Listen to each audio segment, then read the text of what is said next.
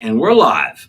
But we're a little bit live and a little bit Zoom today. So we have our favorite holistic healthcare practitioner from Altoona, Pennsylvania, Michelle LePore. How is it up there in the sticks of Altoona, Michelle? It's good here. Hi, Joe. It's so good to see you. Yeah, I wish I good to was there see you. live so So much, do but I we. couldn't out of Altoona today, unfortunately. No, well, that Yeah, it's a little happens, and hard I know during the you're week with busy. appointments here. Well, that's okay. Yes. Yeah, I mean, when you're busy, Yeah, but that's it's a good to good see you. thing. You're helping people out there, right? That's a good thing. And you Next got time I'll do my best. Yes. okay. Next time you got to come live and Yeah. in person. Okay. Yeah. Now Next time I'm we have, going to try very hard. the last time we've had Michelle on two other times, and she gave us a firsthand account of her battle and victory over Lyme disease. And we went through the whole gambit of how the medical uh, procedure failed her and how the holistic Right. procedures helped.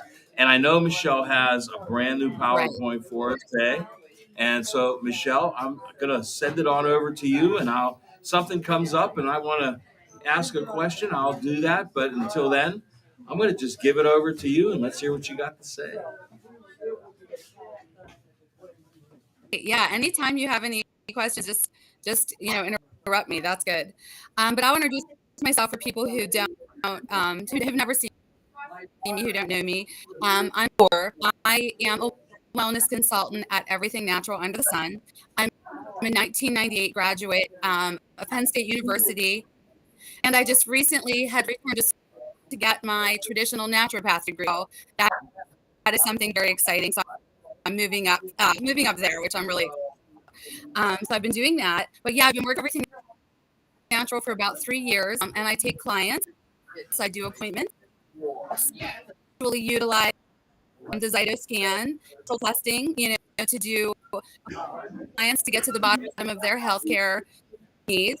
I definitely specialize in Lyme as I have Lyme, and that's actually what got me into this field in the first place.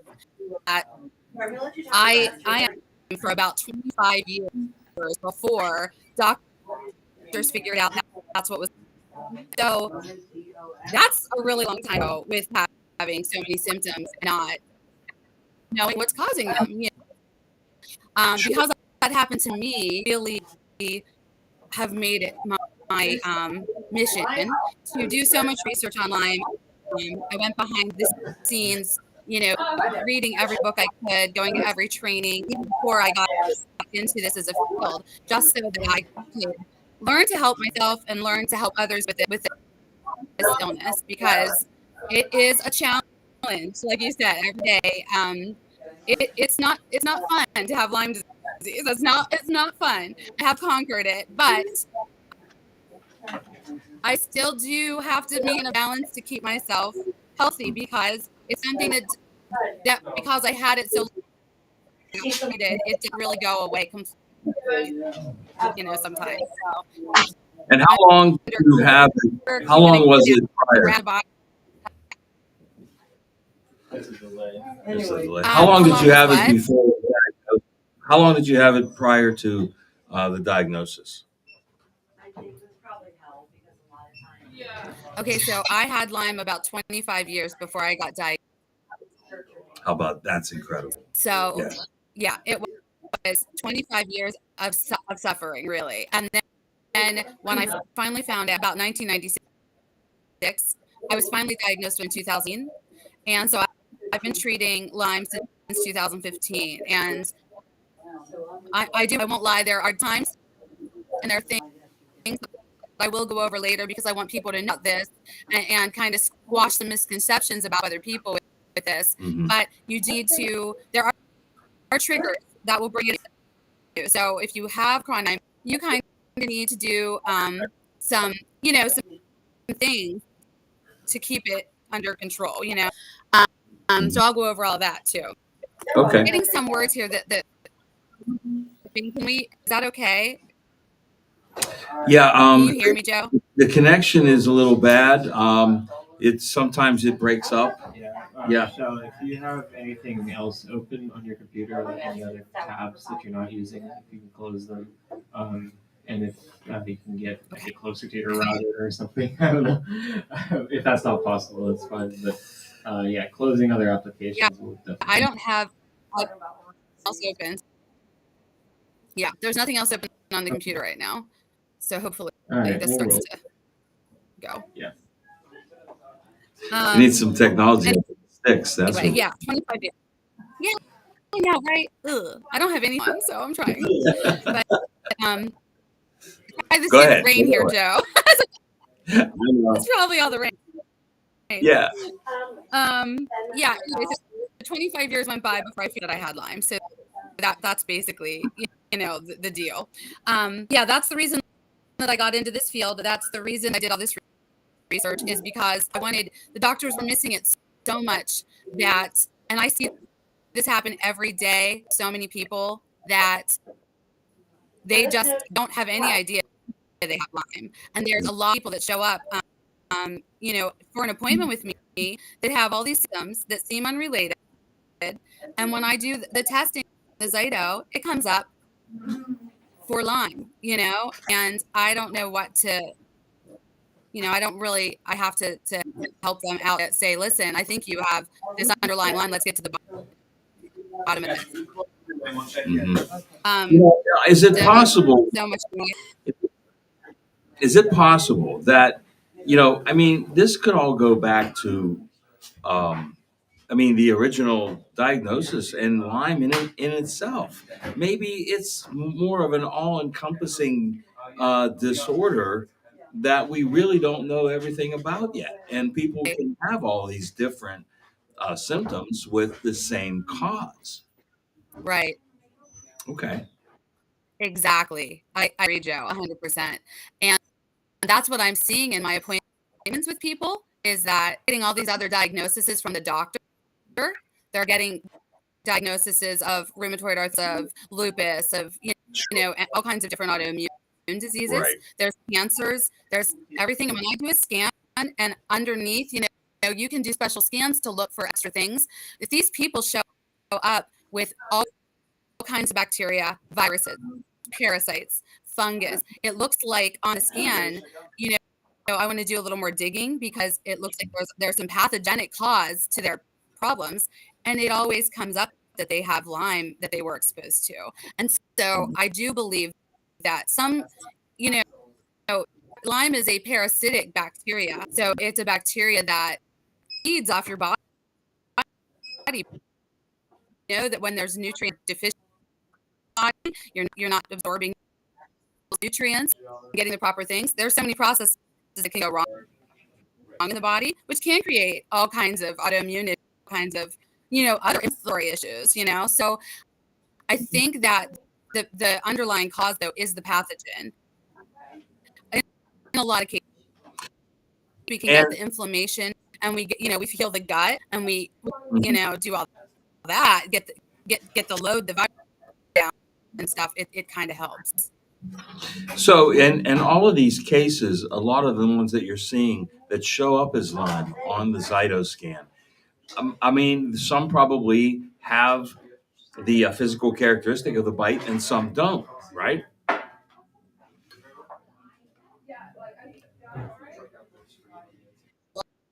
Yeah, and what I'm noticing is there's people that have it ago. Like I will say, have you ever been bit by a tick? Oh yeah, 10 years ago, 15 years ago. And they did a Lyme test and negative, so I didn't worry about it. Well, the Lyme testing is so reliable, what I want to talk about. I want to let everybody know that the testing is so unreliable that I want Hmm. to give people signs and symptoms to look out Hmm. so that they can, if they recognize it in themselves and they have any of these diagnoses, that maybe they can look a little deeper and see, is there actually an underlying cause of Lyme. So if you want to, I can get into my PowerPoint and kind of go with it there. Absolutely, because you're absolutely correct, and I think the inconsistency in the Lyme test mirrors the inconsistency in these PCR tests that have been used, ad nauseum for the last 3 years, and they're Yeah. inconsistent as well. So, Right. it all falls into that trap of Right. treating the lab and not the person. Okay, so yes, we know that. So let's get into the meat of it. Go ahead. Yes. Yeah. If Phil wants to pull up my first PowerPoint, we can do that. Okay. So this is just a little meme that I had found that is pretty interesting. This is really, when you have chronic Lyme, this is really what it looks like. Every day seems the same. Your symptoms can get a little bit, they never go away. And you get so frustrated because you just want to feel better. And there can be pains, different parts, dizziness, headaches, vision, gut issues. They all seem unrelated, but they all kind of are related. And the underlying cause can be the lump. So that's one thing I wanted to say. But the next slide, we can skip to the next slide. Are some things that bite, that can bite you, that are not just ticks. So whenever there's a lot of people that think that you can only get bit by a deer tick in order to get Lyme disease. In actuality, there are so many different bugs that can bite to give Lyme. It is all kinds of difference. There can be any tick, not just deer ticks. There can So you're be going to have to forward the slide. mosquitoes, bed bugs. I have to forward the slide. Okay. Yeah. I'm trying to see how to do that without being in that screen. I think it might be better if I share it, and I think it might improve your connection. So hold on one second. Okay. I'm gonna do that. Is still able? Okay, that's good.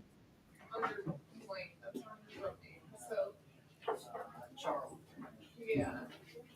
There's a new one. One's his son and one is him. There you go. Thank you. Awesome.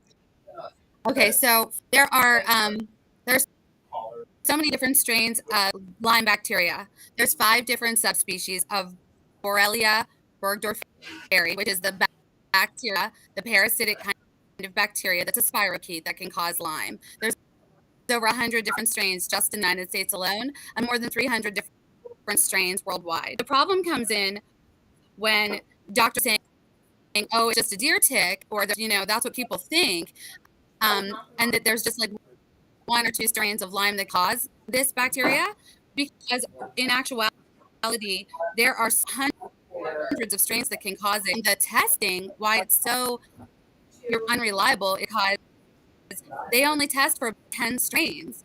So if you have Lyme and you have one of these other strains that aren't the ones they're testing for, it can come up as a false negative very easily.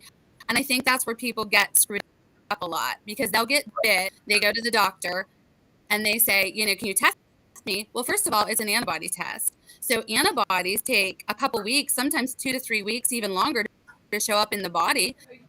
So if they are, just got bit last week, a lot of times that's going to show up negative just because of that. Then there's the issue with they're only testing for 10 strains when there's actually hundreds of strains. That's only 100. There's hundreds of strains of just that kind of bacteria, the Borrelia burgdorferi. But there are tons of different co-infections that come along with Lyme. There's Bartonella, there's Babesiosis, there's Mycoplasma. So there's all kinds of other parasitic bacterias and parasites and viruses that can also be transmitted in Lyme. And that's what causes a lot of the issue, because it's not one thing affects every person the same way. I could be infected with 10 strains from one tick, and this other person could have got 9 different strains, or 15 different strains. We just never know what's in that bug that bites you, and it can be coming from you can switch the slide now, Phil. The things that bite you, like I said, can be biting spiders, it can be ticks, fleas, mosquitoes, bed bugs. There's all these different we can get bit. Okay. So that's, that's a little bit different there too. So, because these people also believe another misconception is that they think, you have to have a bullseye rash. And if you don't have a bullseye rash, you must not have gotten Lyme from that bug or that tick. That's a misconception because only about 30 to 40% of people who are actually infected with Lyme get a bullseye rash. So Wow. Okay. the rest of the people, you're actually lucky and blessed if you do show up with a bullseye rash, because when you show up with the doctors with a rash, they actually will be like, oh, wow, you have Lyme. And then they will treat, even if your testing comes up negative, they'll still treat you because a bullseye Right. rash to the doctor is an automatic Lyme diagnosis. But Lyme should Right. actually be being diagnosed in the doctors as a more clinical diagnosis based on symptoms, since the testing can go so wrong, and if you're not lucky enough to get the rash, which I was not lucky enough to have a bullseye rash. I did get a rash, however. But the rash a lot of times shows up 7 to 4 days after you get bit by something. So a lot of times what happens is everything's delayed. The rash might show up 2 weeks after the bite. Then, if it doesn't look like a bullseye, my rash was just, I had a little bit of a rash, but it didn't look like a bullseye. And when I did go to the doctor, we don't know. Here's some ointment. Well, Michelle, don't let me ask you. The rash, is it localized? Is it spread over the body? Because people, Yeah. that's going to be confusing too. Yeah, it can, because here's the thing. Generally, generally the bullseye rash or any kind of rash will be localized around the bite. However, it can get worse, and you can get like bullseye rashes for your body. It can start showing up in kinds of rashes that spread and go into round circles all over the body. You can have rashes that look like scratches, like from Barton called cat scratch fever. It looks like scratches in your back, but it's actually a rash. You can get all kinds of different things, hives, things like actually, trying to give you a little bit of a clue that you have a problem here. So that's the problem, is because it can show up and present differently, and a lot of times initial symptoms when you get bit, they usually do show up 14 to 30 days after the bite, and they do show up as usually flu-like symptoms at first, but because it's usually 2 weeks to 30 days after your bite, you're not connecting the two things together a lot of the time. And if you don't have a rash, you're not even realizing. You just think maybe I had a virus, or I'm feeling a little under the weather or something. That's what I thought. I didn't even connect the two things. And a lot of people don't realize you might not get symptom bite right away. It might take 14 to 30 days to show with other symptoms, and if you go to the doctor and they don't treat you with an antibiotic within 30 days of that bite, it can get into your bloodstream and then travel into your cells and kind of burrow its way into your glands, your organs, your cells, your muscle tissue, connective tissue. And then that's why I had an issue, because it hides in those places.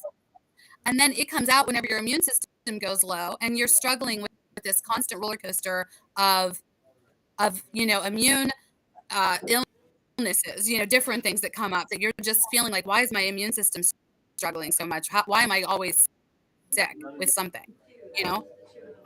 Yeah, that's Well, and that's because it becomes systemic, right? If it's not right. treated right away, because it's this type of an infection, Right. parasitic bacteria, it becomes Right. systemic, and then it can show up all over the body. Exactly. So really, like you said, it's a spirochete bacteria. It's a parasitic bacteria. So it drills into these cells, the tissue, hides from the immune system, and feeds off of your nutrition in your body and uses you as a host. So, it wants to be comfortable in your body. So there are some signs sometimes that you can look at that will kind of give you hints to which that maybe you have a problem with Lyme. So if you want to switch to the next slide, Phil, there's some Michelle, common. I want to ask you something before you go to this. You start Sure. on this slide. You just Yeah. triggered something in my mind when you said it uses your body as a host. Would it be, is it plausible that a person who is not very healthy and has a weak body would have a more mild effect from the infection because the host isn't, you know, supporting it? Would a healthier person have a worse reaction because the Right. host would be, have more nutrients to offer the invader? Right. And that's an interesting concept. I mean, I never even thought of it that way. I'm sure you could be right. I mean, what ends up happening is at first, because you're healthy, it really starts going to town, it starts to really go. And then as you get weaker, I think it kind of hides and burrows in the body and just kind of waits. But it almost waits until you can start getting better and feeling better, and you can be going along going okay for a couple months. And then what would happen to me is something, if I either got a virus or I was really stressed, or I didn't sleep very well for a few nights in a row, or I let my immune system somehow or I let myself get run down in some way, that's when it would start to come out again. Though it's almost like once I would weaken myself more, then it would start to try to take over more. And I don't know if it's because it's struggling because it needs more nutrients, to live. Too, I don't know, but it's Yeah, interesting for sure. yeah, Yeah. okay. So, here are different symptoms of Lyme disease, and these are some things to look out for because the testing is so unreliable. So if you find that you have any of these things, these can be some different things that can come up in you. It can cause fatigue, like constant and overwhelming fatigue. Not just I'm really tired today, like fatigue you can't get out of bed kind of fatigue. There's joint and muscle pain or any kind of other pain, neuropathy, nerve pain. It can cause stomach issues of any kind, flu-like symptoms, fever, body aches, weakness, cold intolerance, sweats, vision loss, or double vision, tremors, rapid or irregular heartbeats. It can cause a lot of brain issues like poor concentration, poor memory, brain fog, hard to put words together or think of what you're going to say next.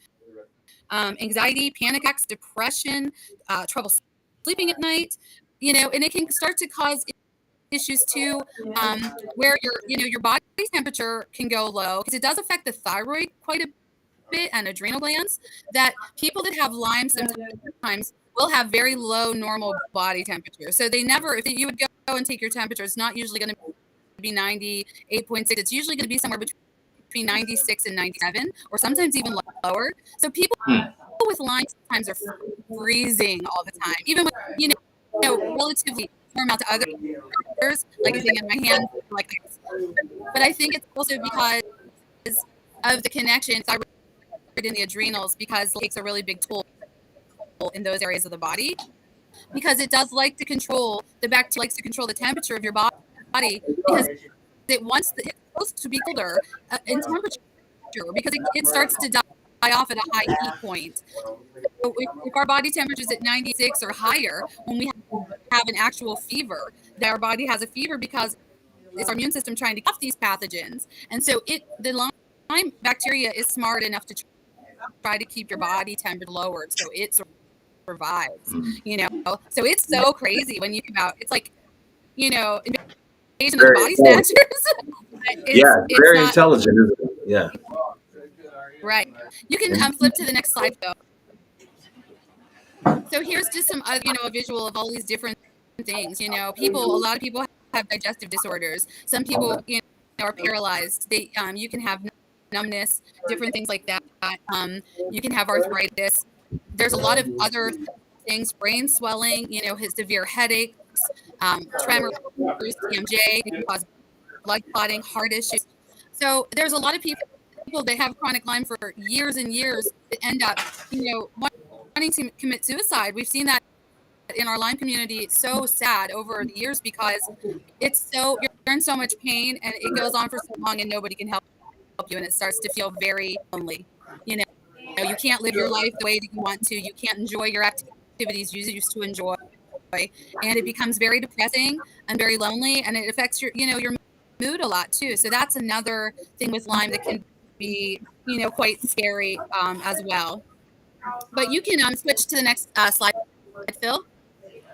So here's some common diagnoses that can be caused by Lyme. Lyme, the bacteria being the pathogen being an underlying cause of these diseases. But these are some diseases that might, when you go to the doctors, these are some diagnoses that they might tell you have. Bell's palsy, number one, is a very telltale sign of Lyme. So if you get diagnosed with Bell's palsy, a lot of doctors will say, "Let me test you for Lyme disease," because palsy is one of the first things that can come out as someone who has had Lyme that has not been treated. It's also, very common chronic fatigue syndrome, fibromyalgia, thyroid and adrenal issues, TMJ, IBS, C, which is interstitial cystitis, which is an inflammatory bowel or inflammatory bladder condition, and that's very, very common with Lyme as well. Seizures, SIBO, gastroparesis, POTS, myocarditis, which is very interesting to me because myocarditis is one of those, the inflammation of the heart that has been very common in the last couple of years with the vaccine and with COVID, which is very interesting to me that, Lyme and this kind of bacteria also has caused this for years in people with Lyme. And I think there's a very big correlation and connection between COVID, even long COVID especially, and even the vaccines and Lyme disease, to be honest. Multiple sclerosis, one, rheumatoid arthritis, lupus, Parkinson's disease, Alzheimer's, and long COVID. I also wanted to mention that there was an interesting study done. There's been a lot of them. You can, go to PubMed and look up Lyme disease and lupus, Lyme disease and Parkinson's.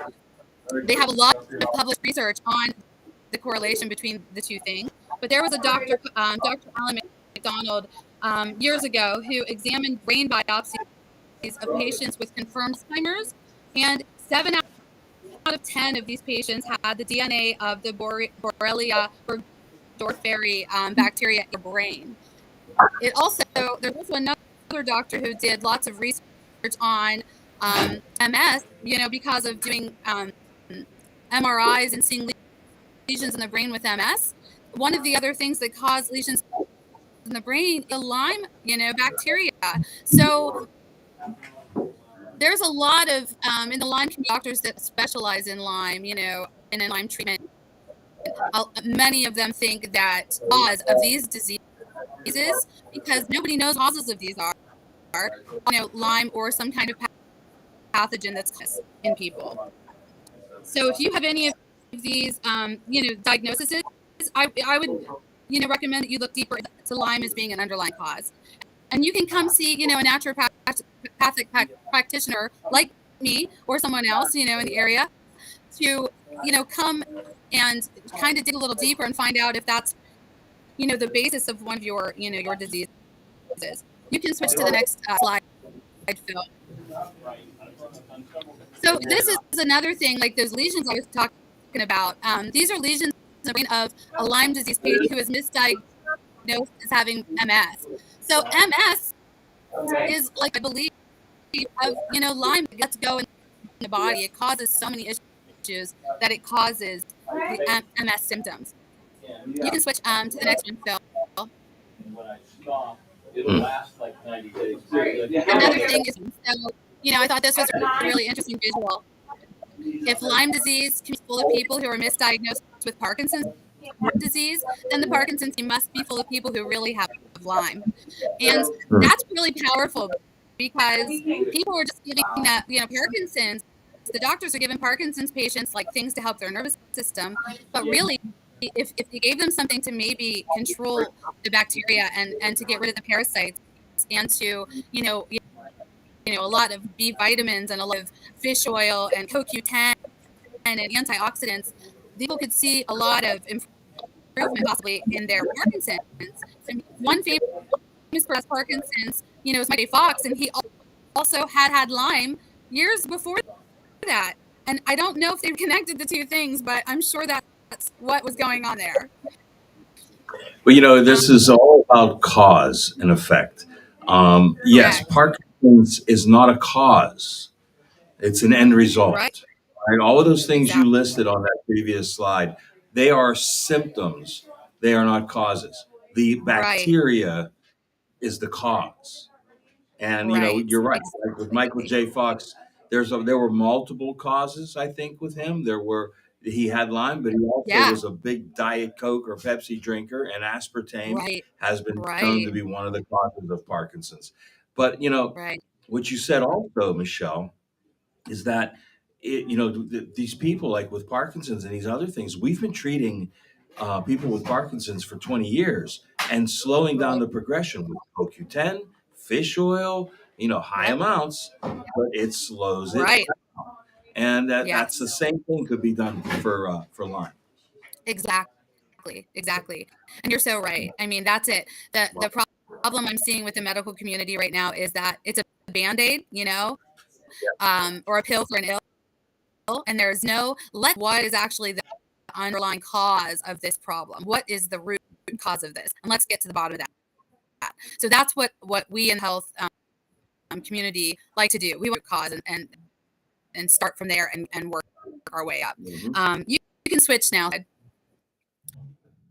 So we like what you just said, Joe. We have to support the whole person, body, mind, and spirit. There's so much involved, and so a lot of times it's better for somebody to come for an appointment and be one-on-one, so you can see what their individual symptoms are as well, and do a cytosine or do something like that with muscle testing to see what their actual issues are, so you can tailor their protocol more specifically to them, because every person who has these issues, something to heal the gut. A lot of times support needed for the thyroid and adrenals.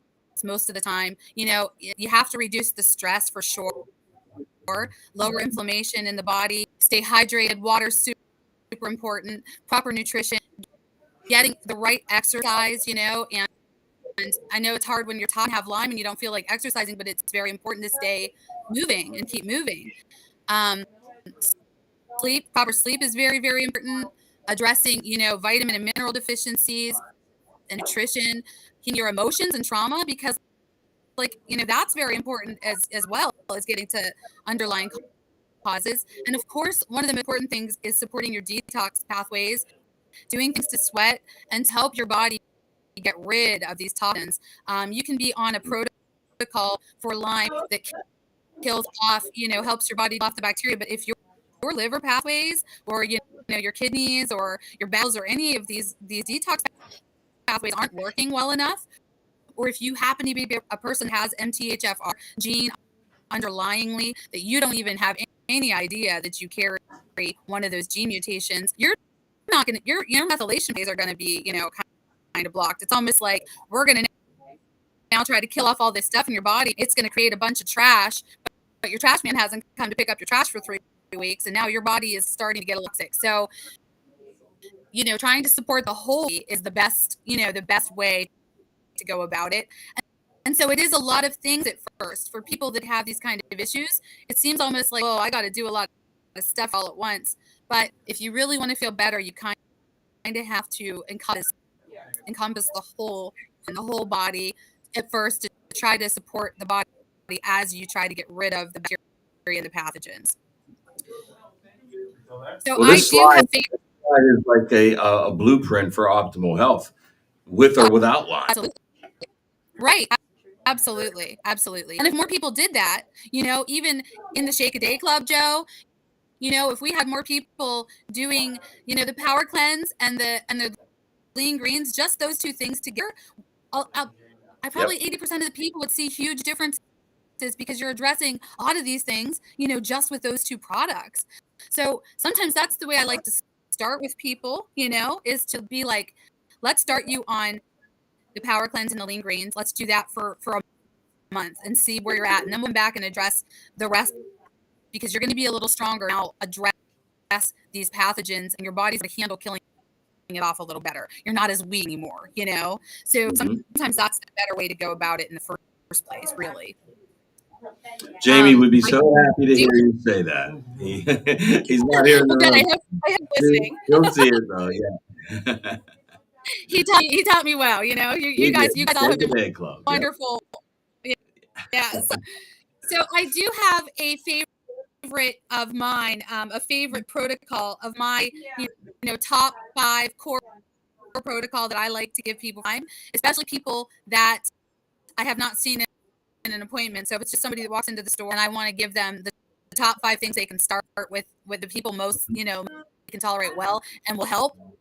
You can flip the slide and I'll show you what those are. So this is my protocol that I like to use as the core of the pro. I like to use the Power Fuel. This is going to be the amounts that I usually use with people, and then I'll go on to explain the product a little. But Power Fuel, 1 scoop in the morning, is an amazing way to start the day. So I mix that up in my water, and sometimes what I do is put that in with either my Power Cleanse or my Best Whey protein and use it as part of my breakfast. So I would, mix a scoop of Power Fuel in with my protein shake mix, and I will take the rest of my supplements with that drink so that I'm, getting everything at once and I can do it quickly on my way out the door. So Power Fuel, 1 scoop in the morning, the Super B Complete capsule in the morning, Immunomax capsules, which I prefer the chewables just because I feel like they help me a little bit. But 2 capsules in the morning, Parakill, 4 capsules in the morning. These can all be taken on an empty stomach, or you can do 2 in the morning and 2 in the evening before dinner time.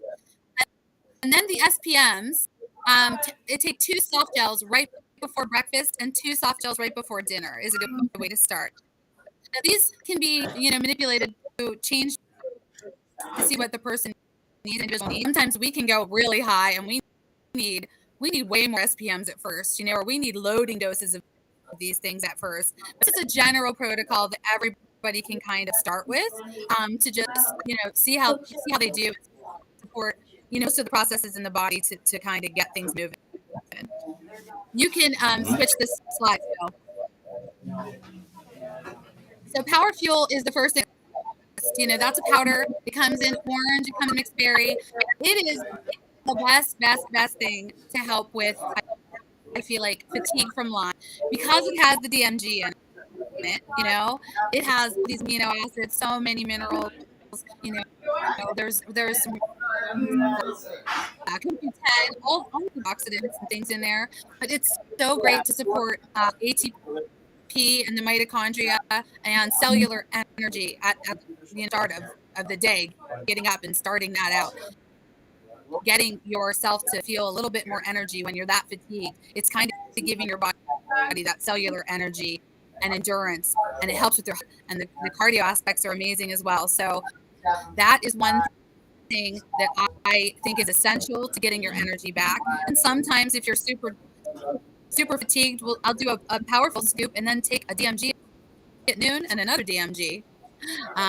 So that, sometimes if you're really, you can just add, a couple DMG to the Power Fuel throughout the morning, and you can really start to see that energy coming back, that fatigue going away. It's amazing. Okay, the next slide, Phil. So the Super B Complete.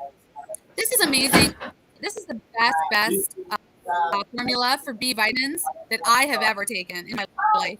And I've tried tons of supplements. This is so great for stress, for focus, for energy. And it has all of the Bs. It has the best form of B vitamins, the methylated forms of the B12 and folate, which is essential for people that have MTHFR and might have a methylation issue. So without really knowing what they have going on, it's a good way to get them help with detox and energy and to kind of nervous system all at once, and boost them up a little bit as well. The next slide, please.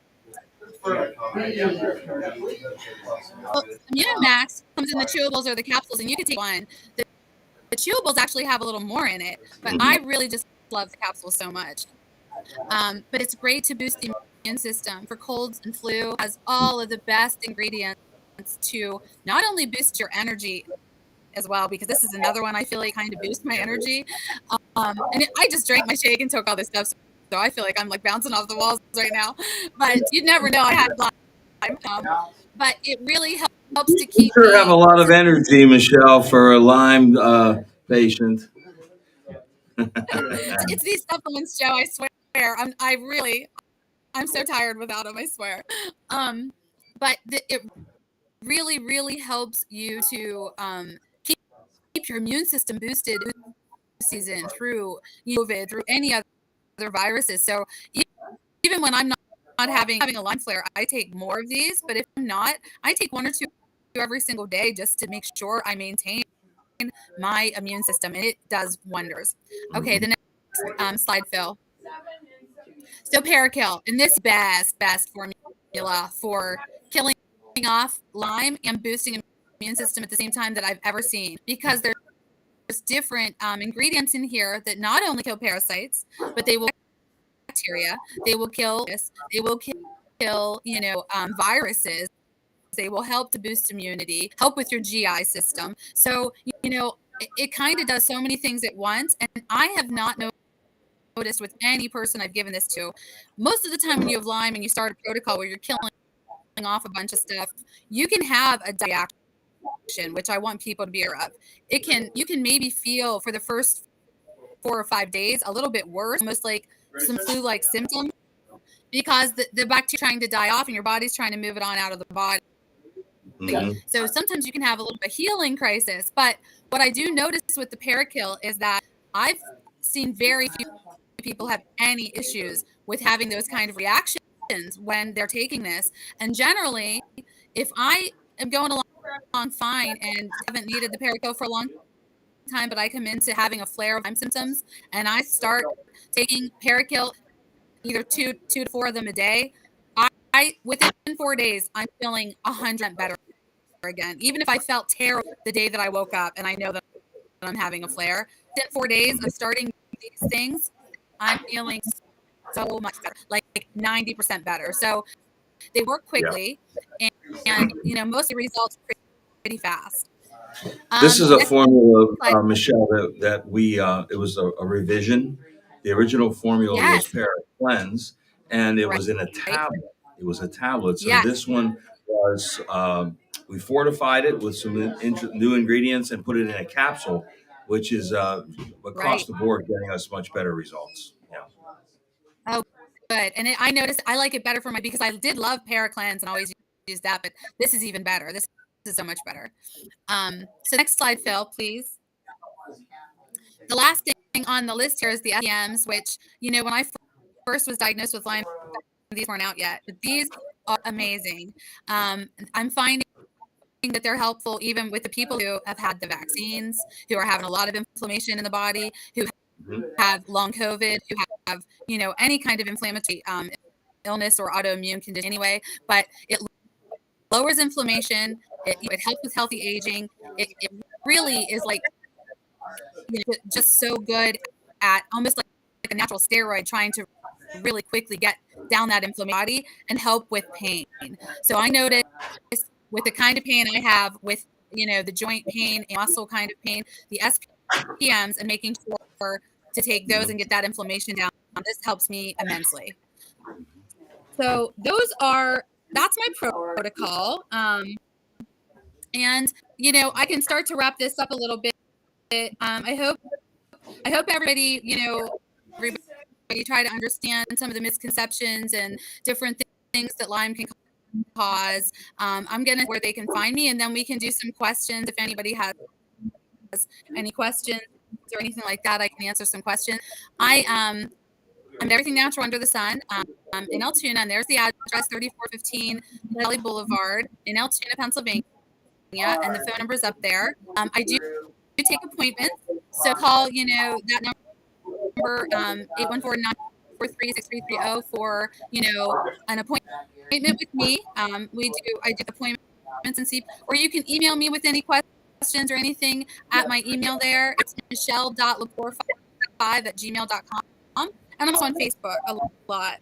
So Michelle, that's where I'm at. And let's before we let you go, We have audience members Sure. here today who have been taking diligent notes, I've noticed. So Awesome. I wonder if they have any Okay. questions right now for you. Anybody? Yeah, absolutely. I have one before, no, I can't remember what it was. I should have wrote it down. I Yes. have a question. Yes. My husband has. Hold on. Get you on the mic. My husband has just been diagnosed with Lyme.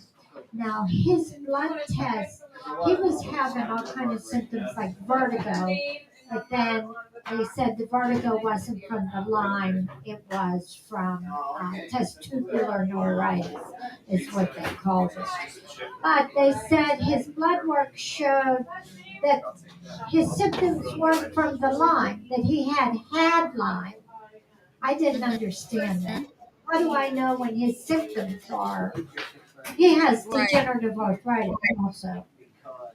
Yeah. Yeah. So, That's a common thing that happens because the doctors really, most medical doctors believe that once you had Lyme before, they think that they can give you, 10 days worth of antibiotics or 14 days worth and you're going to completely healed and cured. It's never going to come back. But that's not the case. And most people don't even get that many antibiotics. And in reality, you need at least 28 days of antibiotics that's what we have. within 30 days of a bite to hope to not get any issues from Mhm. it. People don't get that, unfortunately, and that causes the issues. So the doctors, I don't understand as well as they need to. Lyme, dizziness, and vertigo are very, very common with Lyme. They also, can be caused by blood pressure going up or down, and that, blood pressure tends to be a little lower sometimes, or high, but most of the time lower in Lyme. But all of those things can be caused by how they can go in and mess up your body temperature. Go in and mess up a lot of different parts of the body.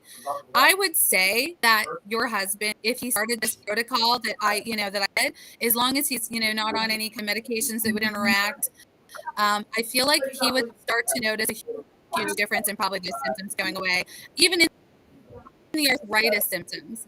Now, sometimes we need to start like this, and then you need to be seen by somebody to tweak that protocol to make it more individualized for that person's individual symptoms and individual. But that being said, most people who have Lyme as an underlying cause, who have been bitten in the past, and it's in the issues, once they start trying to treat that Lyme and kill off that bacteria and get the back in balance and get the inflammation down, all of the other symptoms as far as pain and dizziness and vertigo start to just go away. Even if you're not treating them directly, they just start to go away because you're treating the bacteria and killing it and getting it out of the body. She has one more question. Go ahead. he also was just diagnosed high blood pressure. Now he's never had high blood pressure in his life. And the doctors just say that it's Okay. stress. And well, first of all, how high? Well, like say 153. Yeah. 140. And how old is he? He'll be 70. That's not that high for a 70-year-old. Okay. And No. they put him on medicine. That's age. It's age normal. Right. Yes. He should not be on blood pressure He's medication. trying to get Right. off of it, but they won't take him off. Yeah. Of it. He never took. We take nothing. No pharmacy. Yeah. Yeah. See, blood 120/80 is not for everybody. Okay. When I know it's not, and I know doctors that will attest to that. Right. There is a range. If you're at the gym, your blood pressure is going to be 180 over 100 or 110. Right. Because Could of that that. have been from the Lyme? Yes. Could that have been from? See, that's what I'm thinking. Yes. Because they're saying that it was stress and stuff, but when you just said Yes. that about pressure. Yes. And I mean, stress can cause it too, but your body's going to be really stressed if you Lyme. So, Yeah. I mean, stress can You know, definitely here's react the like that. thing. We That's know what's that. going to happen. But when you're in All right. pain like this of Lyme, These doctors don't know anything else. They take your blood pressure. Oh, here's the marker. You're above it. Get on the drug. That's it. That's all they Right. do. You need a new doctor. right. Mhm. Fire him. You need a new doctor. Okay, Michelle, we're almost out of time. And Yeah, oh, one more sure. question. You remembered it. Okay, good. I just have a comment that I have Lyme's or had Lyme's, and when I had severe pain in my arms, I had pain in my head. The dry sauna at my workplace stopped all my pain. Hmm. So when you were talking about the Infrared sauna. getting the temperature up, Hmm. so the temperature had my body temperature had to be down. I wasn't taking it, but it had because I had the chills, Yep. and I had like Mhm. pains in my arms, like spasms. So I would definitely recommend a sauna. to Absolutely, anybody that yes. has Right. Lyme. And I'm Yes. gonna use it more because I work at the gym. So I'm Absolutely. And definitely an gonna infrared. I don't have the pain. That's always a part of my program. Mhm. Yeah, infrared saunas for sure because Yeah. that's the far infrared. Sauna gets- was a very important. Yeah. How hot? Thank you. Well, the infrared saunas don't have a temperature regulation. It goes up to about 115, 120, and then that's it. It stays there. There's no regular on the infrared. It doesn't change. Yeah, about 120. Okay. Well, Is it, thank you. everything natural? Yep. Yeah. There's everything natural can go up to 150. Oh, okay. Yeah. There's one more question too Good. on Facebook here that says is vertigo a common of Lyme? And it absolutely is. Vertigo is a very common symptom of Lyme. Just so Right. that person knows. Yeah, that's one to watch out for sure. But yeah, Mhm. yeah, the infrared sauna is great. In case you didn't hear that part, but we love that detox. Exactly. Okay, great. Well, So, thank you so much. Joe, thank you so much for having. I really appreciate it. Well, you're a regular with us, Michelle, and we'll have you back again in March, maybe this time in person. Okay? Yeah, this time I'm going to do my best to get there in person. So we Great. Thanks a lot, Okay. Joe. All right. Thank you, Michelle. Bye-bye. Michelle LePore, everybody.